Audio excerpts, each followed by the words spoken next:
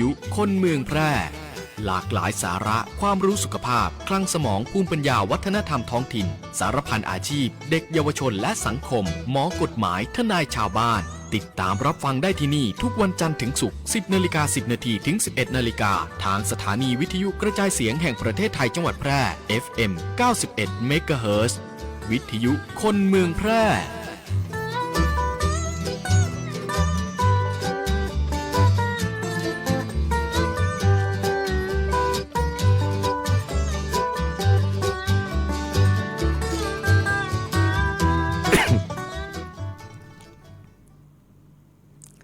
สวัสดีครับสวัสดีแฟนรายการที่นะครับทุกท่านเลยนะครับโอ้เกี่ยวกับตันนะ เข้ารายการมาหลักหาวน้อยเอง นะครับก็กลับมาพากันเช่นเคยกับช่วงเวลาของวิทยุคนเมืองแพร่นะครับวันนี้เราอยู่กันที่นี่เลยกับสวทแปรนะครับสถานีวิทยุกระจายเสียงแห่งประเทศไทยจังหวัดแพร่ FM 91 เมกะเฮิรตซ์นะครับวันนี้วันพุธเนาะเราก็จะอยู่กันที่นี่นะครับช่วงเวลาของหน้าใหม่กับ YSF8 หรือว่ายังสมาร์ทฟาร์มเมอร์เกษตรกรรุ่นใหม่จังหวัดแปรนะครับวันนี้อยู่กันที่นี่เลยกับผมพิทักษ์พงษ์วงศ์ราชครับหน้าที่อยู่เป็นเปื้อนเป็นก้อกับพ่อแม่พี่น้องแฟนรายการนะครับที่น่าฮักทุกท่านเลยเนาะหลายท่านก็คงจะเนี่ยเวียกเนี่ยการอยู่นะหลายท่านก็คงจะอดห้อนบ่ได้เปิดพัดลมต่ออยู่บ้านแล้วนะ 2-3 วันวันนี้ผมบ่ค่อยหญ้าการมาวันแล้วนะครับ เป็นเกษตรกรตีหญ้าการในห่มนะครับเปลี่ยนวิธีการทำงานสักเล็กน้อยเนาะโดยคำเตือนอย่างหลายๆอย่างตัวนะครับวันนี้เจอกันในวันพุธที่8 เมษายน 2569นะครับช่วงเวลาดีๆจะนี่หลังข่าวต้นชั่วโมง 10 โมงถึง 11 โมงนะครับ1ชั่วโมงโดยประมาณที่เราจะเจอกันเนาะสำหรับวิทยุคนเมืองแปรนะครับก็จะมีผู้จัดนะครับได้มาหมุนเวียนเปลี่ยนกันมาทุกวันจันทร์ถึงวันศุกร์เลยนะตั้งแต่วันจันทร์ถึงวันศุกร์ก็จะมีคนมาเปลี่ยนมาเรื่อยๆนะครับเป็นประจำทุกๆวันเลยนะครับสำหรับผมก็มาเจอกันเป็นประจำทุกวันพุธอยู่แล้วนะครับเดี๋ยวเขาก็จะมามากันส่วนใหญ่ก็จะเป็นในเรื่องของการทำการเกษตรการเกษตรกรรมต่างๆเนาะวิธีการดูแลอย่างต่างๆนะครับเพราะว่าเขาจะครอบคลุมไปทั้งหมดนะครับวันดีขึ้นดีเขาก็จะเอาผู้ที่มีประสบการณ์นะครับโดยเฉพาะที่เป็นอย่างสมาร์ทฟาร์มเมอร์นะครับเกษตรกรรุ่นใหม่จังหวัดแพร่เนี่ยได้มากันนะครับแล้วก็มาแลกเปลี่ยนประสบการณ์และองค์ความรู้ต่างๆในเรื่องของการทำการเกษตรทุกรูปแบบนะครับบอกว่าจะเป็นในส่วนของการปลูกพืชผักสมุนไพรต่างๆไม่ผลไม่ยืนต้นนะครับที่เขาจะเอามาแลกเปลี่ยนเอามากันเป็นประจำอยู่แล้วรวมไปถึงตั้งปศุสัตว์ตัวนะครับแล้วก็ไปตั้งประมงตัวนะเพราะว่าเรื่องมื้อนี้เนี่ยเชื่อว่าคนเมืองแปรบ้านเฮาก็คงจะเป็นเกษตรกรเป็นส่วนใหญ่อยู่แล้วนะตอนนี้ก็คือเกษตรกรรุ่นใหม่เป็นก็จะเป็นคนรุ่นใหม่ๆนะครับที่กลับมาทำการเกษตรเนาะแล้วก็รวมไปถึงเรื่องของการแปรรูปนะครับเรื่องของการตลาดต่างๆเนาะนำเอาเทคโนโลยีนวัตกรรมแล้วก็งานวิจัยต่างๆเนี่ยเข้ามาปรับใช้นะครับคือเป็นผลเนาะลองเอางานวิจัยต่างๆมาทดลองใจปรับใจในพื้นที่เลือกส่วนไรนาของเฮานะครับแล้วก็เปิ้นก็จะมีองค์ความรู้ในแต่ละด้านที่แตกต่างกันเดี๋ยวสัญญาว่าเดี๋ยวหลังสงกรานต์ เดี๋ยวหลังสงกรานต์จะมีแขกรับเชิญนะครับมานั่งกันเป็นเพื่อนกันที่นี่สักคนหนึ่งเนาะผมคนเดียวมาหลายสัปดาห์แล้วเนี่ย นะครับเดี๋ยวจะว่ามีคนเดียวมาเนาะเอาเป็นว่าเดี๋ยวสัญญานะครับเดี๋ยวหลังสงกรานต์จะป้าเปื่อนๆเนาะตีเป็นอย่างสมาร์ทฟาร์มเมอร์นะครับมาแลกเปลี่ยนประสบการณ์อย่างหรือว่าแฟนรายการท่านใดนะครับอยากจะฮู้ในเรื่องใดพ่องเป็นพิเศษนะครับเดี๋ยวผมจะได้เอาเป็นว่าเดี๋ยวผมจะไปหาดีกว่าเดี๋ยวผมจะไปเตรียมอย่างสมาร์ทฟาร์มเมอร์ตีเปิ่นมีองค์ความรู้ด้านนั้นๆนะครับถ้าใครอยากจะฮู้เรื่องหยังอยากจะดูแลอันหยังอยากจะเริ่มต้นอันหยังตั้งใดอีดีกว่านะเอาสอบถามกันเข้ามาได้นะครับแล้วก็ฝากกันเข้ามาได้นะว่าอยากจะฮู้เรื่องนั้นเรื่องนี้นะครับเดี๋ยวผมจะได้ไปเตรียมในส่วนของอย่างสมาร์ทฟาร์มเมอร์ตีจ๋ามาแลกเปลี่ยนนะครับแล้วก็มาเล่าถึงประสบการณ์ในการเริ่มต้นในการทำการเกษตรในรูปแบบนั้นๆตามที่แฟนรายการอยากได้แล้วกันนะครับแล้วก็เราจะเอามาฟังพร้อมกันเราจะมาฮู้พร้อมกันที่นี่เลย นะครับอย่าลืม เดี๋ยวเรามาเจอกันตอนถ้าแฟนรายการทุกช่องทางนะครับทุกช่องทางปกติแล้วเขาก็จะฟังกับวิทยุอีเนาะถ้าเป็นไอปอไอแม่ทั้งหลายนะครับส่วนใหญ่ก็จะยังติดวิทยุอยู่นะหมุนคลื่นไปตี FM 91 เมกะเฮิรตซ์นะครับหมุนคลื่นไปตี FM 91 เมกะเฮิรตซ์จะได้ยินเสียงนะจะได้ยินเสียงผมฟังเจ้าอยู่นี่นะบานหน้าหันตากันนะเนาะ แล้วก็แฮมช่องทางหนึ่งนะครับตะกี้เป็นช่องทางธรรมชาตินะ ที่เราเจอกันเป็นประจำอยู่แล้วเนาะแล้วก็แฮมช่องทางหนึ่งถ้าใครมีโทรศัพท์สมาร์ทโฟนหรืออย่างต่างๆนะครับสามารถเสิร์ชเข้าไปแล้วก็ฟังต่างออนไลน์ได้นะครับเป็นวิทยุออนไลน์เนาะฟังไปเนี่ยการไปเนี่ยครับเสียบสมาร์ทท็อกอีเนาะก็สามารถที่จะรับฟังได้นะครับอันนี้ก็จะได้ยินเสียงเหมือนกันนะแล้วก็แฮมหนึ่งช่องทางนะตั้งFacebook Live นะครับวันนี้เฮาไลฟ์กันอยู่ที่ไลฟ์สวทแพร่นะครับไลฟ์สวทแพร่เนาะก็เข้าไปตีแอปฟ้า แอปสีน้ำเงินนะครับ Facebook นะครับถ้าใครรู้จักนะกดเข้าไปเนาะแล้วก็พอไปตีมุมขวาด้านบนนะครับมุมขวาด้านบนของหน้าจอของเฮานะครับกดเข้าไปแล้วจะเห็นรูปแว่นขยายนะครับรูปแว่นขยายเข้าไปอันแล้วก็กดเข้าไปตรงช่องว่างตรงข้างแว่นขยายหั่นนะแล้วก็พิมพ์นะครับเป็นภาษาอังกฤษก่อนนะครับ L I V E นะครับข้อกำหนึ่งนะครับแล้วก็เปลี่ยนเป็นภาษาไทยพิมพ์สอเสือวอแหวนทอทหารแล้วก็จุดหนึ่งกำแล้วก็คำว่าแพร่นะครับสระแอพอพานรอเรือไม้เอกเนาะไลฟ์สวทแพร่แล้วก็กดค้นหานะครับกดแว่นขยายหั่นถ้าพิมพ์เสร็จเรียบร้อยก็กดหูแว่นขยายแหมกำหนึ่งนะครับมันก็จะขึ้นค้นหานะก็จะเห็น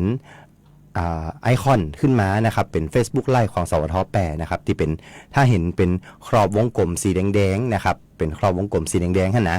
ก็กดเข้าไปหั่นได้เลยก็จะเห็นหน้าเห็นตากันเห็นได้ได้กันสามารถทักทายกันเข้ามาได้นะครับตีหน้า Facebook Live ได้ตัวยนะสอบถามกันเข้ามาอยากจะวันนี้อากาศเป็นจะได้อย่างจะได้พอง PM นักกอนะครับค่าฝุ่นอันอย่างต่างๆทักทายกันได้นะครับสำหรับตั้งในเรื่องของFacebook Live นะครับที่เฮาไลฟ์กันอยู่เนาะสามารถที่จะทักทายกันเข้ามาได้ตรงหั่นเลยนะครับแล้วก็ใครอยากจะฮู้เรื่องได้อยากจะสอบถามเรื่องได้เป็นพิเศษสามารถสอบถามกันเข้ามาได้นะครับตั้งหน้า Facebook Live นะครับวันนี้เฮาเริ่มต้นกันกับการทักทาย เรื่องลมฟ้าอากาศก่อนดีกว่านะครับที่เป็นประจำอยู่แล้วที่ผมจะเอามาฝากกันเนาะเนื่องจากว่าช่วงนี้ก็อากาศก็ขมุกขมัวเหลือเกินแต่เจ้านะครับผมออกบ้านข้างเจ้านะครับก็ขี่รถมารู้สึกเหมือนอากาศเย็นๆนะครับแต่ว่ามันหมอกหรือว่ามันควัน ผมก็เลยไม่ค่อยแน่ใจแต่ได้เอาไปดูไปเช็คดูสภาพสถานการณ์ค่าฝุ่นละอองก็ยังสูงอยู่พอสมควรนะครับเอาเป็นว่าเราเริ่มต้นกันด้วยพยากรณ์อากาศก่อนดีกว่านะครับบริเวณเมืองแปะบ้านเฮาเป็นจะได้พองเนาะพยากรณ์อากาศบริเวณจังหวัดแปะวันนี้นะครับพยากรณ์ตั้งแต่6 โมงแต่เจ้านะครับไปจนถึง6 โมงถูกมาเจ้า24 ชั่วโมงนะครับวันนี้เมืองแปะบ้านเฮาจะมีอากาศร้อนกับมีฟ้าหลัวในตอนกลางวันนะครับแล้วก็ทัศนวิสัยอยู่ที่ประมาณ 2-6 กิโลเมตรครับลมตะวันตกความเร็ว 5-15 กิโลเมตรต่อชั่วโมงอุณหภูมิสูงสุดตีสถานีอุตุนิยมวิทยาแปรแต่เจ้าตะวันวานี่นะครับวัดได้ 38.9 องศาเซลเซียสก็ยังบ่39แห่น้อยเนาะ อุณหภูมิต่ำสุดตีสถานีอุตุนิยมวิทยาแปรแต่เจ้านี่นะครับวัดได้ 23.6 องศาเซลเซียสครับคาดว่าอุณหภูมิสูงสุดบ่ายวันนี้จะอยู่ที่ประมาณ39 องศาเซลเซียสแล้วก็คาดว่าอุณหภูมิต่ำสุดวันพุธมาเจ้านะครับจะอยู่ที่ประมาณ25 องศาเซลเซียสอุ่นขึ้นแหมน้อยมาเจ้านะแต่เจ้ายัง23.6 อยู่นะวันพุธมาเจ้านี่เจอไป25 องศานะครับแล้วก็วันนี้ดวงอาทิตย์จะตกเวลาประมาณ 18:34 นาที 6:34 นะครับ 6 โมงกึ่งคอนน้อยหนึ่งนะครับแล้วก็วันพุธมาเจ้าดวงอาทิตย์จะขึ้นช่วง 6 โมงกับ 7 นาทีนะครับวันนี้เป็นพยากรณ์อากาศขอบคุณข้อมูลการพยากรณ์อากาศบ้านเฮานะครับจากสถานีอุตุนิยมวิทยาแปรนะครับที่เปิ่นได้ส่งมาให้ถึงวันเลยนะ ถ้ามาได้มาจัดรายการถึงวันผมก็จะฟังถึงวันนะเพราะว่าเป็นตั้งอุตุเป็นส่งมาให้ถึงวันนะครับในไลน์นะเพิ่นก็จะแจ้งสภาพดินฟ้าอากาศผมก็เป็นคนที่ตามห้องว่าติดตามสภาพลมฟ้าอากาศอยู่นะครับเพราะว่าเป็นเกษตรกรเนาะเกษตรกรเขาก็ต้องฮู้ละว่าวันนี้จะเป็นสภาพจะเป็นจะได้ เพราะว่าผมปลูกพืชปลูกผักหลายชนิดพอสมควรเนี่ยครับผมก็เลยต้องมาเช็คสภาพก่อนนะครับวันนี้ผมจะต้องสเปรย์น้ำเพิ่มก็ผมจะต้องฮื้อน้ำเพิ่มปริมาณต่อได้อย่างต่อได้ผมก็ต้องมาเช็คพยากรณ์อากาศอยู่จะนี่นะครับเอาเป็นว่าจะได้เกษตรกรก็บ่พลาดบ่ปนเนาะสำหรับในเรื่องของพยากรณ์อากาศแล้วก็สภาพดินฟ้าอากาศในแต่ละวันนะครับวันนี้มีข่าวฝากประชาสัมพันธ์นะครับในส่วนของงานที่กำลังจะเกิดขึ้นนี้เนาะตั้งสำนักงานท่องเที่ยวและกีฬาจังหวัดแปร่นะครับเปิ้นจะเริ่มต้นจั่วหัวกับงานมหาสงกรานต์เมืองแปร่นุ่งมอห้อมแต่งามตานะครับตั้งทกจนะครับตั้งสำนักงานท่องเที่ยวและกีฬาจังหวัดแปร่นะครับกำหนดจัดงานมหาสงกรานต์เมืองแปร่นุ่งมอห้อมแต่งามตานะครับแพร่ครีเอทีฟเฟสติวัลนะครับสงกรานต์เมืองแพร่ประตูสู่ล้านนานะอันนี้จัดขึ้นในวันที่10 ถึง 12 เมษายน 2569 แห่งบอกกี่วันนี้นะครับตั้งแต่เวลาประมาณ 4 โมงแรงเป็นต้นไปตีบริเวณกาดดอกคูนนะครับอำเภอเด่นใจจังหวัดแปร่นะครับถ้า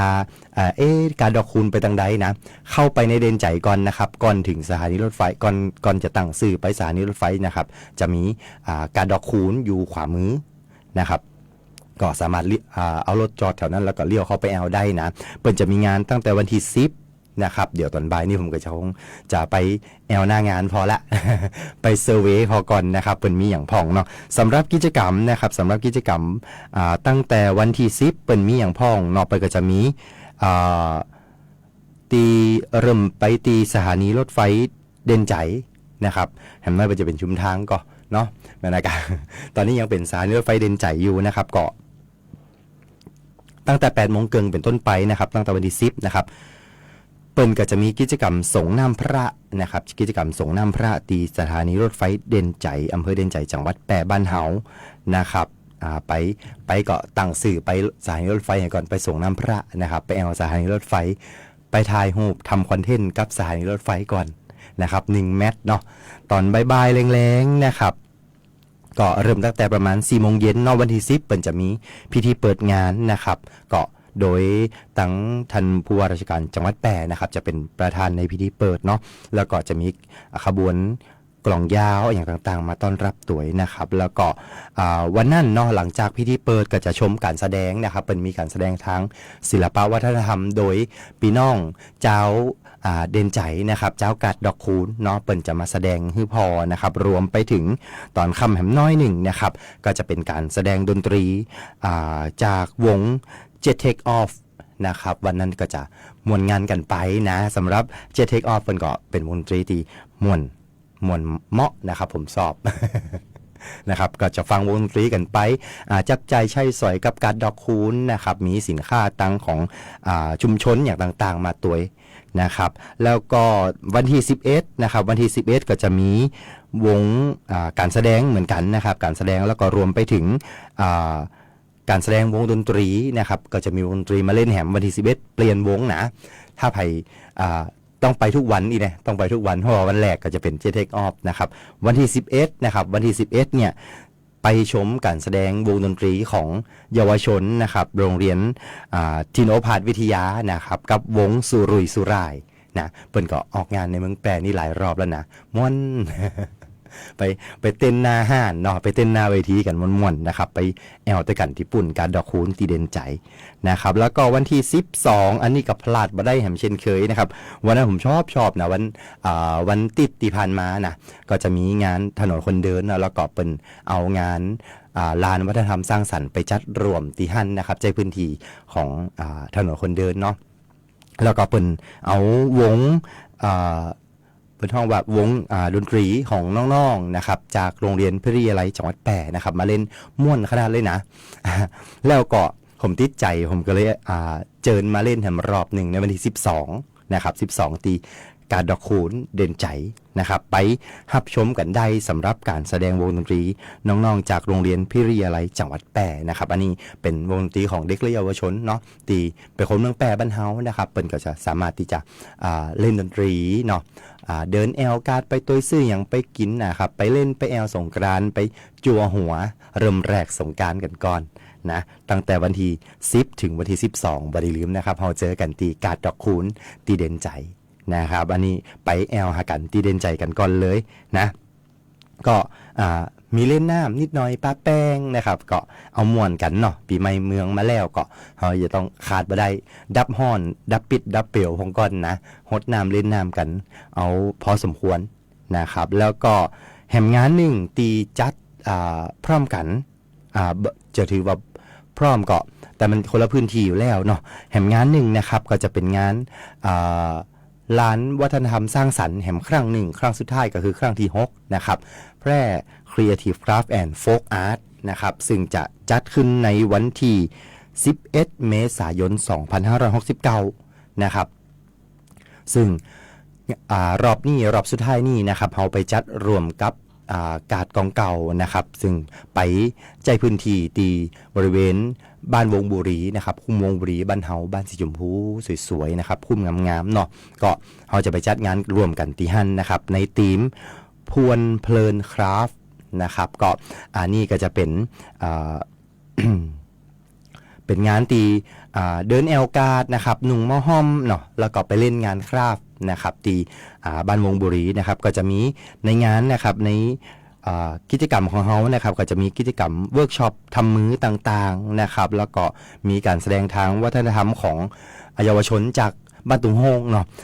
จืบพวนเพลินคราฟนะครับก็เป็นคนพวนนะครับเป็นงานตีทีมของคนพวนเป็นยกเอาบ้านตุงโฮงมาไว้ที่บ้านวงบุรีนะครับเพื่อจะมีกิจกรรมเวิร์กช็อปทำมือต่างๆของคนพวนต่างๆตัวนะครับแล้วก็เป็นการแสดงศิลปะวัฒนธรรมของเยาวชนจากบ้านตุงโฮงนะครับแล้วก็มีการเล่นพื้นบ้านต่างๆไผ่บ่เคยเล่นมาคังนะครับมาคังเนาะถ้าคนมาเก่าเนี่ยจะฮู้จักลูกข่างนะครับมันเดี๋ยวเปลี่ยนเป็นเบเบลดเวลาที่จะดึงเอานั่นนะอันนี้เป็นมะคังมะเกานะครับก็เอาใจเจือกเนาะแล้วก็มีเอาขวางไปให้มันหมุนอีกนะถ้าไผ่บ่เคยเห็นบ่เคยเล่นเตื่อหรือว่าไผ่อยากรำลึกความหลังนะครับไปลองเล่นได้นะที่บ้านวงบุรีวันเสาร์นี้นะครับแล้วก็มีลานรำวงย้อนยุคตัวยนะครับสามารถไปรวมฟ้อนรำวงไปเต้นรำวงด้วยกันได้นะครับแล้วก็มีการมีในงานท่านก็จะมีการผู้น้อยนะครับเป็นการเด็กๆน้อยๆนะครับเป็นการสินค้าหัตถกรรมของบ้านตุงโฮงเนาะแล้วก็มีเทศกาลต่างๆให้ได้รับชมกันในเรื่องของงานคราฟงานคนพวนต่างๆนะครับไปป้ากันได้ตีบ้านวงบุรีกาดของเก่าวันเสาร์ที่11เมษายน2569นะครับเวลา3โมงบ่าย3โมงเป็นต้นไปจนถึง2ทุ่มนะครับเจอกันที่ฮันได้เลย เนาะแล้วก็เดี๋ยวสักพักหนึ่งสักวันหูวันฮื้อนี่เบิร์กก็จะเห็นมีการเซตอัพมีการเตรียมงานกันนะครับที่ฮันเลยเนาะ2งานเอามาฝากกันนะครับสำหรับงานที่เฮาจะป้ากันแล้วก็จะหลังจากนี้ก็จะมีงานต่อกันยาวๆไปจนถึงปีใหม่นะครับแล้วก็ไปมีงานใหญ่แห่งกรรมที่มีเวทีคอนเสิร์ตก็เป็นวันที่17เมษายนนะครับที่ถนนเส้นเจริญเมืองแล้วก็รอบๆตัวเมืองตัวยนะครับที่เป็นจะมีกิจกรรมต่างๆในการเฉลิมฉลองมหาสงกรานต์เมืองแปรนุ่งมหำแต่งามตาตัวยนะครับอันนี้เป็นข่าวประชาสัมพันธ์งานประชาสัมพันธ์ที่เอามาฝากกันคือแนะนำไปแอวงานกันนะครับเอาเป็นว่าจะได้เฮาไปป้ากันที่งานเลยเนาะ เอาล่ะตอนนี้ 10:31 เดี๋ยวเฮาไปพักกันสักหนึ่งผลงานเพลงก่อนดีกว่านะครับแล้วเดี๋ยวเฮากลับมาป้ากันในเรื่องของสาระวันนี้ผมจะรวมๆให้ฟังเลยแล้วกันนะครับว่าในช่วงหน้าฮ้อนมากขนาดนี้ ผมว่าเป็นหน้าฮ้อนที่ฮ้อนมากเหมือนกันนะครับก็เฮาจะรับมือจะได้เตรียมตัวจะได้สำหรับพืชผักอย่างต่างๆพืชไร่พืชสวนเนาะปศุสัตว์อย่างต่างๆเดี๋ยวผมจะรวมให้ฟังว่าง่ายๆเบื้องต้นรวมไปถึงตัวเฮาตัวเฮาจะต้องอยากจะได้ฝ่องเตรียมตัวจะได้ฝ่องเดียวกลับมาป้ากันแฮมสักกำเดียวครับ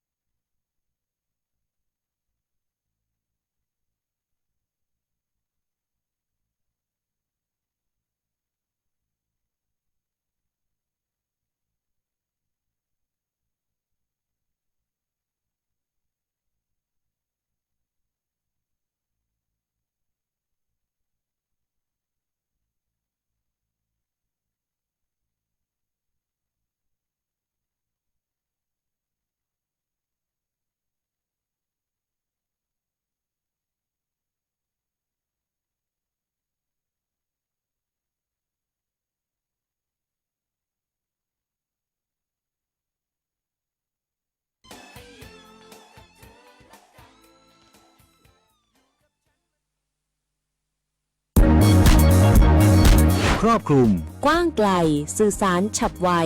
ฟังสวทแพร่ FM 91 เมกะเฮิรตซ์ กรมประชาสัมพันธ์ สื่อรัฐพัฒนาคุณภาพชีวิตคนจังหวัดแพร่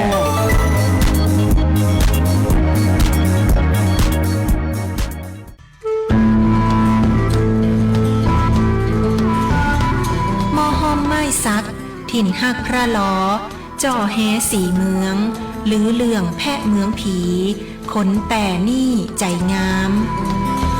เจ้าจังหวัดแปร่ขอต้อนรับนักท่องเที่ยวทุกท่านตีมาเยือนหมู่เฮาด้วยความยินดียิ่งเจ้า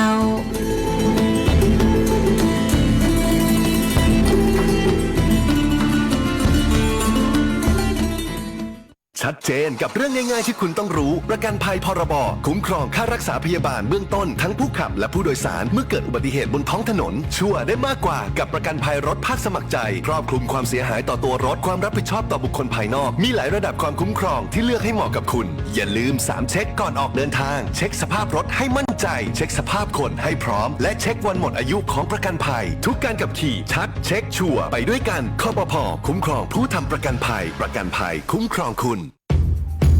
ผู้ว่าราชการจังหวัดแพร่ประกาศเจตนารมณ์ให้จังหวัดแพร่เป็นจังหวัดที่ใสสะอาดสุจริตโปร่งใสตรวจสอบได้ผู้บริหารและเจ้าหน้าที่ของรัฐทุกคนในจังหวัดแพร่ต้องพร้อมใจกันปฏิบัติหน้าที่ด้วยความเป็นธรรมดำรงตนเป็นแบบอย่างที่ดีไม่รับของขวัญของกำนันและไม่เรียกรับผลประโยชน์ทุกชนิดจากการปฏิบัติหน้าที่สุจริตโปร่งใสจังหวัดแพร่ใสสะอาดงดรับงดให้ No Gift Policy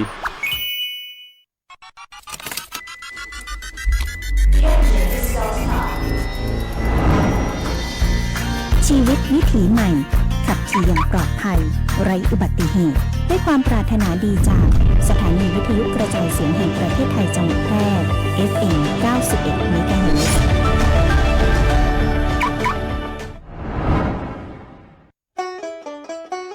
สถานีวิทยุกระจายเสียงแห่งประเทศไทยจังหวัดแพร่ร่วมกับชมรมวิทยุคนเมืองแพร่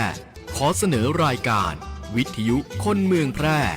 หลากหลายสาระความรู้สุขภาพคลังสมองภูมิปัญญาวัฒนธรรมท้องถิ่นสารพันอาชีพเด็กเยาวชนและสังคมหมอกฎหมายทนายชาวบ้านติดตามรับฟังได้ที่นี่ทุกวันจันทร์ถึงศุกร์ 10:10 นถึง 11:00 นทางสถานีวิทยุกระจายเสียงแห่งประเทศไทยจังหวัดแพร่ FM 91 เมกะเฮิรตซ์วิทยุคนเมืองแพร่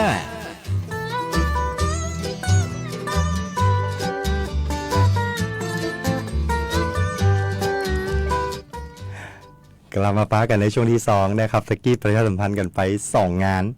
ลืมไปแหมงานหนึ่ง ขอสักงานแต่ก่อนจะเข้าสาระสักน้อยหนึ่งนะครับแล้วก็ที่จริงเนี่ยใจวันนี้อยากจะฟังเพลงกันม่วนๆนะครับต้อนรับสงกรานต์ปีใหม่เมืองกันไปนะ เพราะว่าเดี๋ยวบ้านเฮาเปิ้นก็จะโปรโมทในเรื่องของมหาสงกรานต์เมืองแปรกันขนาดนักนะหนุ่งมะฮอมแต่เนาะเขาก็จะใส่มะฮอมอย่างกันเนี่ยนะครับเนาะขอให้งานหนึ่งนะครับตั้งเทศบาลตำบลบ้านทินนะครับแล้วก็อบจนะครับองค์การบริหารส่วนจังหวัดแปรเปิ้นจะมีการจัดงานนะจัดงานสืบสานวัฒนธรรมไทยลื้อไทยล้านนาตำบลบ้านทินประจำปี 2569 นะครับเปิ้นจะจัดงานในวันเสาร์ที่12 เมษายน 2569 นี่นะครับบ้านทินไทยลื้อบ้านเฮาจะฮู้จักกันเนาะถ้าอูถึงชาติพันธุ์ไทยลื้อนะครับจะต้องอยู่ที่บ้านทินเนาะบ้านทินก็จัดเนี่ยกำหนดจัดงานกันที่วัดทินไหนนะครับแล้วก็สนามโรงเรียนบ้านทินนะครับทินวิทยาคารเนาะตำบลบ้านทินอำเภอเมืองแปรจังหวัดแปรนะครับภายในงานจะมีอย่างพ้องภายในงานนะครับก็จะมีช่วงเจ้านะช่วงเจ้าก็จะมีการแสดงนิทรรศการวิถีชีวิตแล้วก็ภูมิปัญญาท้องถิ่นไทยลื้อไทยล้านนานะครับแล้วก็จะมีการแสดงดนตรีไทยการแสดงศิลปะฟ้อนรำนะครับแล้วก็เชิญชวนกันไปแอวพิพิธภัณฑ์บ้านไทยลื้อนะครับแล้วก็มีการแข่งขันนะครับการแข่งขันอู้จากกำลือฮือลือโลกนะครับอู้จากกำลือฮือลือโลกนะครับก็จะมีการ์ดตัวนะครับรวมไปถึงการ์ดมั่วเนาะถ้าเป็นคนลือเปิ้นก็จะบอกว่า กาดโมโคลือนะครับ ได้น้อยหนึ่งนะภาษาลือนะครับเลือกชอบเลือกกินอาหารพื้นเมืองกับข้าวลือนี่ก็ล้ำนะกับข้าวไทยลือเนาะแล้วก็สินค้าจากเจ้าบ้านต่างๆนะครับช่วงบ่ายนะครับช่วงบ่ายก็จะเป็นขบวนแห่นะครับซึ่งขบวนแห่ปีนี้เป็นบอกว่าเป็นของพี่น้องไทยลือบ้านทินและนะครับและเนาะเป็นจะมี พี่น้องไทยลือจากหลายจังหวัดในภาคเหนือนะครับก็คือคนไทยลือเนี่ยก็จะมีกระจายอยู่บริเวณภาคเหนือบ้านเฮาเนี่ยหลายจังหวัดเลยนะครับเปิ้นก็จะมาร่วมเดินขบวนแห่นะครับเดินขบวนแห่กันเนาะซึ่งขบวนแห่ก็จะเริ่มจากโรงเรียนทินโอภาสวิทยานะครับไปตีสนามโรงเรียนบ้านทินเนาะแล้วก็ช่วงอันนี้คือช่วงบ่ายนะครับช่วงค่ำเปิ้นจะฮือป้ากันไปมวนจอยกับ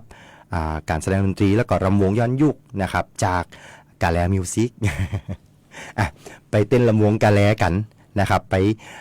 แอลงานไตลื้อเนาะเปิ้นก็จะมีกิจกรรมต่างๆเยอะแยะมากมายวันค่ำเลยนะ1วันตีบ้านถิ่นไทยลือบ้านเฮานะครับในวันตี12เมษายน2569ไปปะกันที่บ้านถิ่น เดี๋ยวถ้าผมกลับมาตันผมก็จะไปอยู่นะบ้านถิ่นนี่ผมก็จะพลาดบ่ได้นะเพราะว่าไปแอลกับมันนะครับ ไปแอลทุกติดเลยนะไปบ้านทินนี่บอกพลาดเลยนะครับก็จะได้ก็เชิญชวนกันไปแอลตีบ้านทินไทยลือบ้านเฮานะครับซึ่งเป็นงานตีห้องว่า1 ปีมี1 ครั้งนะสำหรับการที่เขาจะเห็นวิถีชีวิตวัฒนธรรมประเพณีต่างๆแล้วก็ความเชื่อต่างๆของชาวไทยลือตีเขาจะเจอกันนะครับแล้วก็จะเจอแบบเต็มรูปแบบจะนี่ผลปกติบ้านเฮาก็เป็นคนเมืองบ้านเฮาเนี่ยเนาะแต่ว่าเปิ้นก็จะมีวิธีแฮมแบบหนึ่งตีแตกต่างกันขึ้นไปแฮมนิดหนึ่งสำหรับคนถิ่นบ้านเฮานะครับก็เชิญชวนไปเอากันได้ตึงตีเด่นใจเนาะตึงในเวียง3ตีเลยนะแล้วก็ตีบ้านถิ่นตัวยนะครับเอาล่ะถึงช่วงเวลาตีรอคอยเนาะเปิ้นบอกว่าภาคเหนือบ้านเฮาเนี่ยมีอากาศตีฮ้อนถึงฮ้อนจัดฮ้อนแต่ฮ้อนว่านี่นะ ฝุ่น PM ช่วงนี้ก็เยอะพอสมควรนะครับแล้วก็เปิ้นบอกว่าถ้าอากาศร้อนๆจริงเนี่ยเปิ้นก็จะบอกว่ามีฟ้าหลัวตัวยนะครับในช่วงวันเพราะว่าความกดอากาศต่ำนะครับจากความร้อนเนี่ยปกคลุมประเทศไทยตอนบนนะครับอย่างบ้านเฮานะครับภาคเหนือเฮาเองเนี่ยก็จะมีฝนฟ้าคะนองเล็กน้อยนะครับแต่ว่าร้อนจะหนักกว่านะผมว่านะเนาะเอาเป็นว่ามีอากาศร้อนถึงร้อนจัดแล้วก็มีฝนเล็กน้อยบางแห่งนะครับแล้วก็คนที่เป็นเกษตรกรอย่างเฮาเนี่ยจะต้องเตรียมตัวจะได้พ่องนะครับในเรื่องของพืชพักอย่างต่างๆที่เฮาได้ปลูกได้ฝังกันไว้นะครับถ้าไผ่ที่ปลูกพืชไร่นะครับมันจะมีผลกระทบแน่นอนถ้าอากาศสวิงแกจะนี่นะ ต่างกันประมาณเกือบ20 องศาในช่วงกลางวันแล้วก็กลางคืนจะนี่นะครับแล้วก็อย่างคนเฮาเองเนี่ยก็จะปรับตัวจะบ่ค่อยตันเท่าใดนะครับบางท่านก็อาจจะมีอาการไอคอกไอแคกต่างๆเกิดขึ้นมาแล้วก็บางท่านเนี่ยร่างกายปรับบ่ทันนะครับก็อาจจะเป็นไข้เป็นเมื่อยเกิดขึ้นมาได้นะครับเป็นถึงบอกว่าต้องดูแลรักษาสุขภาพตัวเก่าฮู้ตัวเก่าก่อนนะครับว่ามีอาการบ่มีอาการเฮาจะฮู้ตัวเก่าดีที่สุดนะครับลองสังเกตอาการตัวเก่าดูก่อนนะครับช่วงนี้ก็สิ่งที่เจอบ่อยๆก็คือเป็นในเรื่องของการแพ้อากาศเพราะว่าฝุ่นค่า PM 2.5 ก็ยังสูงอยู่แล้วก็เป็นอันตรายต่อสุขภาพอยู่นะครับดังนั้นควรจะอยู่ในที่โล่งแจ้งในช่วงกลางวันนะครับเมินเกินไปนะครับเข้าห่มเป็นพักๆเนาะถ้าไผที่จะต้องมีเหตุจำเป็นที่ต้องอยู่ในที่โล่งแจ้งกลางแดดเมินเนี่ยครับก็ควรจะเข้าไปพักในห่มพ่องเป็นระยะนะครับบดีแบบยืนยาวเป็นชั่วโมงเลยครับอันนั้นก็จะบ่ไหวไปนะครับอาจจะกลายเป็นฮีทสโตรกเกิดขึ้นได้นะครับเพราะว่าเมื่อเดียวเนี่ยมันจะมากับวิ่งกำเดียวนะอาการฮีทสโตรกนี่นะเพราะว่าความร้อนกับร่างกายของเฮานี่มันปะทะกันแล้วก็มันไปตีกันเองนะอย่างเฮาเนี่ยเป็นฮีทสโตรกได้นะครับเป็นล้มหน้ามืดวิงเวียนกันเกิดขึ้นได้นะครับแถมอันหนึ่งก็คือพอฝุ่นควันอย่างต่างๆพวกนี้เยอะเกินไปในอากาศนะครับอย่างฝุ่นพวกนี้มันเข้าไปในลมหายใจเฮาตัวนะครับเข้าไปสะสมในร่างกายตัวเนาะสังเกตจาก บางท่านจะเกิดอาการคันคอไอโดยบ่รู้สาเหตุนะครับหรือว่าบางทีเนี่ย เป็นสะเลดเป็นก้อนๆออกมานะครับอันนั้นก็คือเป็นห้องว่าเป็นห้องฝุ่นควันอย่างต่างๆเข้าไปแล้วมันโดนดักไว้นะครับมันยังขันคอแล้วก็เอาสิ่งสกปรกเหล่านี้ออกมานะครับรวมไปถึงในด้านของร่างกายหลายท่านถ้าเหงื่อออกนะครับแล้วก็เหงื่อเนี่ยมันออกมาป้ากับฝุ่นติเกาะกับผิวหนังภายนอกของเฮานะครับโอกาสตีเนี่ยคือเป็นพื้นเนาะเป็นตุ่มใสๆเกิดขึ้นมาเป็นพื้นแดงๆเกิดขึ้นมานะครับอันนี้ก็จะเป็นไปได้นะครับดังนั้นเปิ้นถึงบอกว่าสวมใส่เสื้อผ้าหนาวไว้ก่อนปกคลุมร่างกายไว้ส่วนหนึ่งนะครับอาจจะต้องหาเสื้อผ้า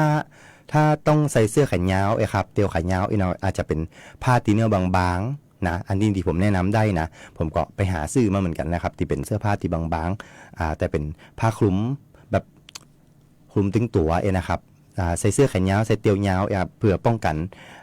กรองฝุ่นในระดับหนึ่งเพื่อที่จะบ่ให้มันไปเกาะกับ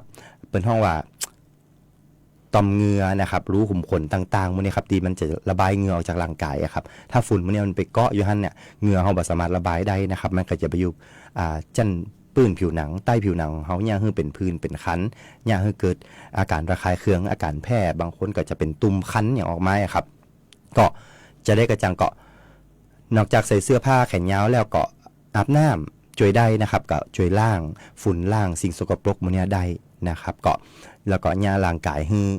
บอดี้ฮ้อนเกินไปครับบอดี้อยู่ตากแดดนานเกินไปอันนี้ก็จะช่วยได้พอสมควรเนาะเฮาก็จะผ่านวิกฤตตรงนี้ไปพร้อมกัน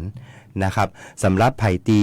เป็นเกษตรกรนะครับตีมีปลูกพืชเลี้ยงสัตว์อย่างต่างๆเนาะเดี๋ยวเฮาจะอู้ฟังนะก็สำหรับไผ่ตีทำพืชไร่นะครับพืชไร่พวกข้าวโพดเนาะอย่างมื้อนี้นะระยะนี้นะครับมีการกระจายฝน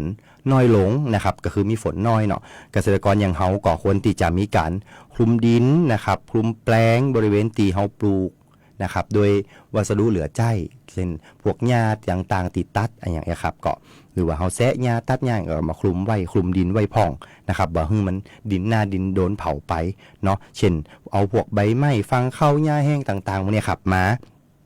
ใส่เนาะแล้วก็เพื่อลดการระเหยของไอน้ำบริเวณผิวดินนะครับรวมถึงป้องกันในเรื่องของการระบาดของศัตรูพืชได้ตัวยนะครับจำพวกพืช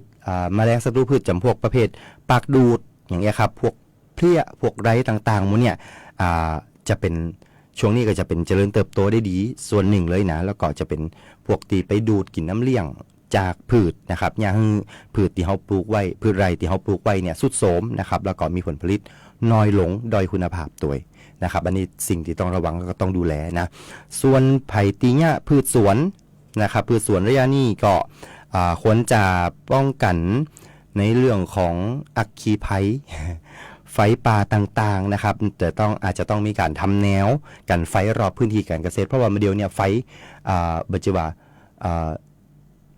จิแล้วมันบ่ไปนะเดี๋ยวนี้คือจิน้อยเดียวมันกลับไปเพราะว่าอากาศมันแห้งนะครับอากาศมันแห้งในเนี่ยคือไฟเนี่ยมันไปโหวยลูกโหวยไม่โหวยนะครับโดยเฉพาะไผ่ตีหญ้าสวนยางพาราอย่างมื้อเนี่ยครับเนาะควรจะหลีกเลี่ยงการจุดไฟนะครับเพราะว่าบ้านเฮาเดี๋ยวนี้เป็นบอกว่างดการเผางดเผาเด็ดขาดนะซึ่งถ้ามีความจำเป็นที่จะต้องจุดหรือว่าถ้าพบเห็นไฟที่มันลุกไหม้อยู่จะต้องมีการดับให้สนิททุกครั้งนะครับบ่ให้มีเจือไฟอยู่เลยนะถ้ายังมีเจืออยู่น้อยเดียวเนี่ยลมมานี่ก็โหมใหญ่ได้นะครับดังนั้นก็ควรจะดูแลแล้วก็ดูแลให้น้ำพืชอย่างเพียงพอตัวนะครับโดยเฉพาะไม้ผลเนาะที่ให้ผลผลิตอยู่อย่างเช่นตอนนี้ก็มีมะม่วงเนาะไผ่ปลูกอะโวคาโดไผ่ปลูกฝรั่งนะครับมาแก้วบ้านเฮาเนาะช่วงนี้ก็อาจจะต้องให้น้ำเป็นพิเศษเนาะแล้วก็ในเรื่องของปศุสัตว์ปศุสัตว์ไผ่ที่เลี้ยงสัตว์เลี้ยงงัวเลี้ยงควายมื้อนี้นะช่วงนี้อุณหภูมิสูงขึ้นนะครับอุณหภูมิสูงขึ้นเกษตรกรคนที่เลี้ยงสัตว์นะครับควรจะลดอุณหภูมิภายในโรงเรือนเนาะลดอุณหภูมิภายในโรงเรือนแล้วก็เพิ่มน้ำนะครับน้ำตีให้สัตว์กินนะครับเพิ่มปริมาณเข้าไปแล้วก็ดูแลน้ำแล้วก็อาหารให้ถูกสุขอนามัยตัวนะครับ เพื่อที่จะบ่ให้สัตว์เครียดหรือว่าอ่อนแอนะครับถ้าไผ่ตีเลี้ยงแบบปล่อยในถุงอย่างเงี้ยครับถ้าไผ่เลี้ยงวัวเลี้ยงควายแบบปล่อยในถุงก็ควรจะเอาไว้ใกล้แหล่งน้ำเนาะเอาไว้ใกล้แหล่งน้ำแล้วก็มีห่มมีเงาให้เปิ่นพ่องนะครับมีก็ไม่อย่างต่างๆเนาะเพื่อที่จะให้ไปสัตว์เลี้ยงทั้งหลายมันเนี่ยไปพักพิงได้นะครับเพื่อบ่ให้เปิ่นเกิดอาการเครียดนะครับถ้าเครียดเนี่ยถ้าสัตว์เครียดนะครับสิ่งที่ตัวมาก็คือเปิ่นจะย่าให้เปิ่นอ่อนแอแล้วก็เป็นโรคได้ง่ายนะครับโรคก็จะระบาดเกิดขึ้นได้เยอะขึ้นนะครับดังนั้นก็ต้องลดความเครียดของสัตว์มื้อนี้ตัวเพราะอุณหภูมิมันสูงนะครับแล้วก็คนเฮานู้ คนเฮาถ้าเป็นไปได้ผมแนะนำให้กินน้ำมะพร้าวอ่อนนะน้ำมะพร้าวนุ่มนี่นะก็จะช่วยให้ร่างกายเนี่ยเฮาปรับตัวได้ดียิ่งขึ้นนะครับเพราะว่าในนั้นจะมีพวกแคลเซียมแมกนีเซียมอย่างเงี้ยครับ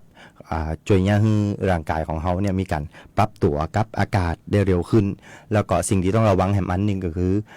เรื่องของอาหารการกินนะครับควรจะปรุงสุกเนาะเรียบร้อยบ่ได้กินอาหารสุกๆดิบๆแล้วก็บ่ควรที่จะกินอาหารบูดข้างคืนอย่างเงี้ยครับเนาะเพราะว่าช่วงหน้าร้อนจะนี่นะครับกับข้าวอาหารต่างๆเนี่ยมันจะเสียง่ายนะครับเสียง่ายเนาะถ้าฝืนกินเข้าไปเนี่ยสิ่งที่ตัวมาก็คืออาจจะเนี่ยเป็นโรคเกี่ยวกับระบบทางเดินอาหารนะครับพวกลุต้องอย่างพวกนี้นะอันนี้ก็เดี๋ยวเป็นก็จะมีอาหารเป็นพิษก้าอย่างกานะครับในเรื่องของอาหารการกินก็ต้องระมัดระวังกันตัวถ้าอากาศร้อนจัดกับบริควรบ่ควรไปกินของเย็นจัดนะครับถ้า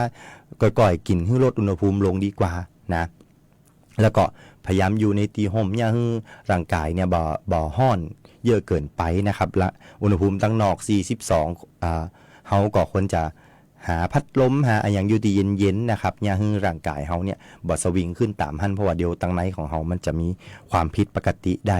นะครับอันนี้ก็จะเป็นในส่วนที่เฮามาฝากกันเพราะว่า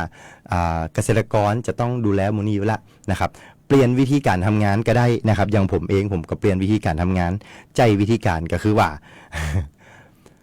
ออกงานตั้งแต่เจ้าตรู่นะครับตี5ป่าย6โมงครับออกไปลงสวนละนะลงสวนไปยาการเรียบร้อยสัก9โมงมันเริ่มฮ้อนละนะครับกลับมาพักผ่อนที่บ้าน อันนี้แล้วก็เจอกันทำกรรมกับปุ้นนะมายาการอยู่ที่บ้านดีกว่าครับอย่างเช่นมาเพาะเม็ดลงแผงก้านะครับมาย่าฮือดูแลอย่างต่างๆนะครับเตรียมเป็นการเตรียมมากกว่านะครับแล้วก็เจอกันทำกรรมกับปุ้น3โมง4โมงแรงปุ้นนะครับก็จะไปฮื้อน้ำฮื้อตาอย่างก็ฮื้อในช่วงนั้นในเป็นห้องว่าหลีกเลี่ยงนะครับลดการตีเขาจะอยู่กลางแดดเหมือนเนาะผมก็บ่ได้สนับสนุนนะเพราะว่าร่างกายของเขาเนาะมันก็บ่ได้แบบทนได้ขนาดนั้นนะครับเป็นกับคนเฮานี่ก็มันบ่ได้ทนความร้อนได้ขนาดนั้นถ้าอยู่ยังฝืนไปทำงานกลางแดดขนาดนั้นนะครับร่างกายเขาก็จะบ่ไหวเอาดังนั้นเขาต้องดูแลตัวเก่าไว้ตัวนะครับสิ่งที่เอามาฝากกันเนาะดูแลถึง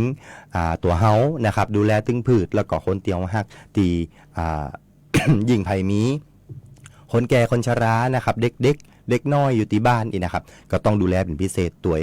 เนาะในเรื่องมื้อนี้นะบ่ได้ให้เพิ่นไปตากแดดเหมือนบ่ได้ให้เพิ่นออกมาอยู่ที่โล่งเหมือนนะครับสูดเอาฝุ่นควันอย่างเข้าไปเพราะว่าตอนนี้รู้สึกว่าแนวโน้มการระบายอากาศบ้านเฮาก็เริ่มดีขึ้นนะครับเดี๋ยวเฮาก็อาจจะเห็นอากาศดีขึ้นมากกว่านี้นะครับในภายใน1-2 สัปดาห์ใกล้จะถึงนี่ตอนนี้เฮาก็ต้องปรับตัวแล้วก็อยู่กับมันไปก่อนนะครับเพราะว่าเฮาก็คงเนี่ยอย่างนักบ่ได้ละนะครับนอกจากเฮาบ่เผาแล้วบ่ก่อเกิดควันฝุ่นอย่างอยู่แล้วนะครับก็เฮาก็ควรจะดูแลตัวเก่านะอันนี้เอามาฝากกันไว้นะครับก็ตอนนี้ดูเวลา10:56 นาทีแล้วนะครับเหลือเวลาทำนิดหน่อยเนาะเอาเป็นว่าก็ฝากงาน3งานที่ผมประชาสัมพันธ์ไปนะครับการดอกคูณเนาะพวนเพลินคาบแล้วก็งานบันทินไทลือนะครับงานไทลือบันเฮานะครับฝากไปแอลกันฝากไปชมกันไปให้กำลังใจกันตัวนะครับวันนี้ขอบคุณทุกการติดตามรับฟังทุกช่องทางนะครับแฟนรายการตีทักทายกันเข้ามาตัวนะครับติดตามรับชมรับฟังรายการของเฮานะครับวิทยุคนเมืองแปรได้ทุกวันจันทร์ถึงวันศุกร์นะครับเวลา 10 โมงถึง 11 โมง1ชั่วโมงหลังข่าวต้นชั่วโมงที่เฮามาเจอกันนะครับดีเจก็ จะพัดเปลี่ยนหมุนเวียนกันไปนะครับก็เจอกันแฮมไมนะครับวันพุธหน้าจะเจออย่างพ่องวันที่15 เมษายน เดี๋ยวเราจะมาเล่นปีใหม่กันอยู่เนี่ยเนาะนะครับเอาเป็นว่าวันนี้ผมพิทักษ์วงศ์ราชต้องขอกล่าวคำว่าขอบคุณและสวัสดีครับ สงกรานต์ไม่ใช่แค่เทศกาลแต่คือการสื่อสารวัฒนธรรมล้านนาที่ยังคงมีชีวิตท่องเที่ยวและกีฬาจังหวัดแพร่ขอเชิญเที่ยวงานมหาสงกรานต์เมืองแปะหนุ่งมะฮอมแต่งามตาแพร่ครีเอทีฟเฟสติวัลสงกรานต์เมืองแพร่ประตูสู่ล้านนาสงกรานต์ที่ยาวนานที่สุดในล้านนาภายในงานพบกับอาหารถิ่นการแสดงศิลปะวัฒนธรรมดนตรีและของกินของอร่อยอีกมากมาย 10-12 เมษายนนี้ณกาดดอกคูณอำเภอเด่นชัยจังหวัดแพร่ ผมเนี่ยได้ น้องกะย่าได้ ลุงกะเนี่ยได้ เป็นกะย่าได้ ป้ากะยะได้ บอกว่าเป็นไผก็เนี่ยได้เพื่อคือบ้านเมืองเขาสดใสไร่หมอกควันงดเผาต่อสั่งฝังเข้าวัสดุเหลือใช้จากการเกษตรกิ่งไม้ใบหญ้างดการเผาป่าเพื่อล่าสัตว์งดการเผาขยะตามบ้านเฮือน งดเผาลดปัญหาหมอกควันหมู่เฮาจ่วยกันยะได้เพื่อล้มหายใจบริสุทธิ์ของกูคน มาช่วยกันเฝ้าระวังไฟป่ามา ผู้ก็ว่าภาคเหนือมีพื้นที่เผาซ้ำซากสูงถึง10 ล้านไร่กว่า 90% ของไฟป่ามาจากฝีมือมนุษย์ตีเผาเพื่อหาเห็ดของป่าและการเผาเศษซากพืชหลังการเก็บเกี่ยวบอกว่าจะเป็นต่อสั่งข้าวโพดเลี้ยงสัตว์หรือนาข้าวฝุ่นควันจากการเผาคือ PM 2.5 ภัยเงียบติยะฮืออายุสั้นลงถึง1 ปีจากทั้งปอดอุดกันมะเร็งหัวใจล้มเหลวและสมองเสื่อมวร่วมใจคนไทยหยุดเผาคืนลมหายใจสะอาดให้ลูกหลานกับโครงการการจัดยะนโยบายการเปลี่ยนแปลงการใช้ประโยชน์ที่ดินเพื่อบริหารจัดการ PM 2.5 สนับสนุนโดยวช.สำนักงานการวิจัยแห่งชาติช่วยกันรักษาบ้านสวนให้นาบ่ฮือไฟป่ามันเข้าขบวนยาวแต่เราเข้ามาทั้งอำเภอ รายการวิทยุคนเมืองแพร่ หลากหลายสาระความรู้สุขภาพคลังสมองภูมิปัญญาวัฒนธรรมท้องถิ่นสารพันอาชีพเด็กเยาวชนและสังคมหมอกฎหมายทนายชาวบ้านติดตามรับฟังได้ที่นี่ทุกวันจันทร์ถึงศุกร์ 10:10 นถึง 11:00 นทางสถานีวิทยุกระจายเสียงแห่งประเทศไทยจังหวัดแพร่ FM 91 เมกะเฮิรตซ์วิทยุคนเมืองแพร่